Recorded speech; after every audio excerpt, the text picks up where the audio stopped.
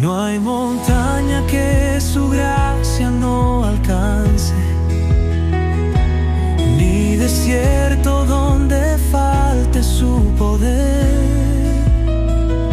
Su promesa es mi refugio, mi esperanza. En sus manos siempre voy a renacer.